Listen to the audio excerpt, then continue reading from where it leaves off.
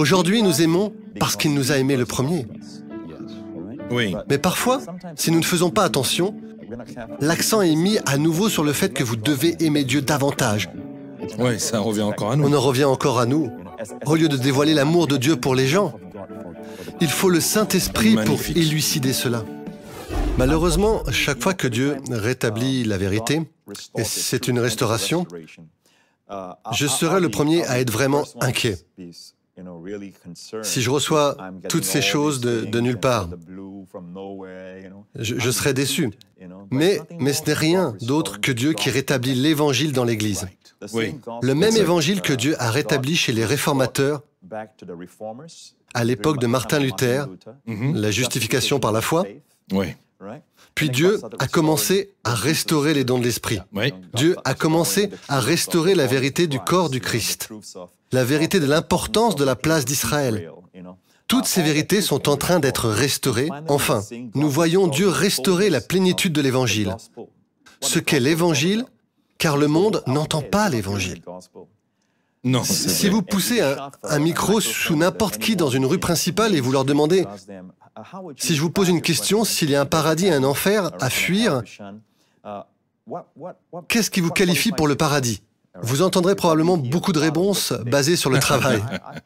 Eh bien, je ne fais pas sauter les gens, je ne fais pas sauter de gratte-ciel, je m'occupe de ma propre famille, je vais au travail tous les jours, je ne me mets pas de la vie des autres. C'est toujours basé Je sur suis le un travail. bon gars. Personne n'a été sauvé par la sang de Jésus. Non. Personne n'a été sauvé sauf les croyants. Ouais. Et qu'est-ce qu'ils entendent? Que savent-ils de Dieu? C'est toujours les œuvres. Je pense que Dieu est en train de restaurer l'évangile de la grâce.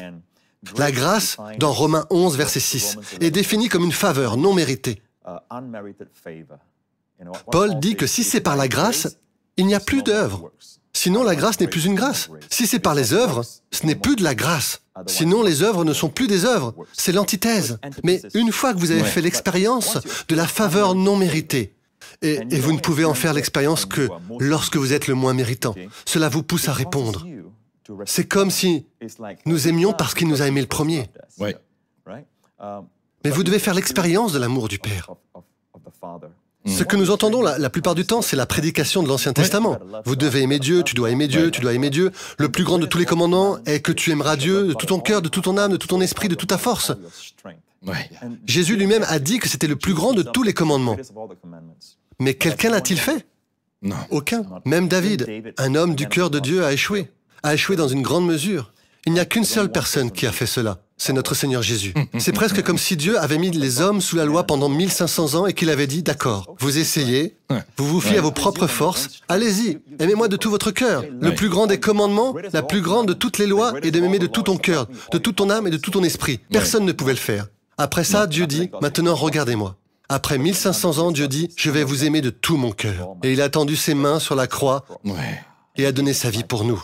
Ouais. Aujourd'hui, nous aimons parce qu'il nous a aimés le premier. Oui. Mais parfois, si nous ne faisons pas attention, l'accent est mis à nouveau sur le fait que vous devez aimer Dieu davantage. Ouais, ça revient à nous On encore. en revient encore à nous. Au lieu de dévoiler l'amour de Dieu pour les gens, Ouais, c'est magnifique. il faut le Saint-Esprit pour élucider C'est cela. comme dans l'Ancien Testament, chaque promesse avait un si, chacune d'elles. C'est exact. Et ensuite, quand Jésus est mort sur la croix et qu'il est mort pour nous, c'est comme si chaque si avait été supprimé. Oui. Tout a été accompli Oui. par lui. Et tout a été accompli. Maintenant, toutes les promesses sont en Ouais. lui. Elles sont toutes oui et amen. Oui. C'est à n'y rien comprendre. Oui, le fait est que nous disons aux gens qu'ils peuvent être guéris, qu'ils peuvent être bénis, qu'ils peuvent opérer sous la faveur de Dieu et tout ça. Mais je pense qu'au fond, les gens veulent savoir, oui, mais je veux croire ça, je veux le croire. Mais je n'ai pas les fondements parce que je sais que j'ai des péchés dans ma vie. Pourquoi Dieu voudrait-il me favoriser? Pourquoi Dieu voudrait-il me bénir? Je me connais. Ouais. C'est comme si, par exemple, je vous disais, Léon, un jour vous êtes en train d'appuyer sur tous les boutons de votre distributeur de billets, hein, c'est ça, vous appelez un distributeur de billets ici? Un guichet automatique, pour obtenir votre argent, pour retirer tout votre argent, tout d'un coup, et vous voyez que votre solde disponible est de 5 millions. Disons que vous n'avez pas 5 millions. Je suppose que vous n'avez pas Je 5 ne les ai millions. pas. Ça serait bien. Ça serait bien quand même. Vous voyez que votre solde est de 5 millions. Maintenant, comment en est-on arrivé là? votre première réaction serait de sauter en l'air et de dire à Sally, Ouais. « Nous sommes millionnaires, regarde, regarde, regarde !» Vous vous réjouissez pendant environ 5 minutes, seulement pendant 5 minutes. Et puis vous arrêtez et la réalité s'installe. Attendez, une minute, comment en est-on arrivé là? Ouais.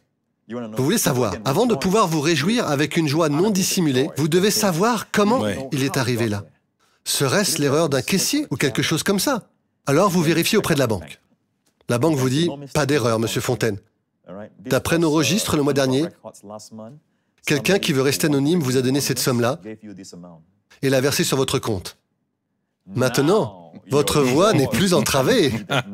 Maintenant, vous avez la raison, vous avez la raison. Et je pense que lorsque nous parlons de la grâce donne aux gens la raison pour laquelle ils peuvent croire que Dieu les aime. La croix, nous parlons de la façon dont Jésus a payé le prix. Comment Dieu ne peut pas, et je le dis avec respect, Dieu ne peut pas nous condamner aujourd'hui à ceux qui croient en Jésus, parce qu'il a condamné son Fils pour nos péchés. Une fois que Dieu a condamné son Fils, il ne peut plus nous condamner. Il serait injuste. Dieu l'a conçu ainsi. Nous avons maintenant un fondement pour notre joie et notre paix. Shalom, j'espère que vous avez aimé cette vidéo. Abonnez-vous pour ne pas rater nos programmes.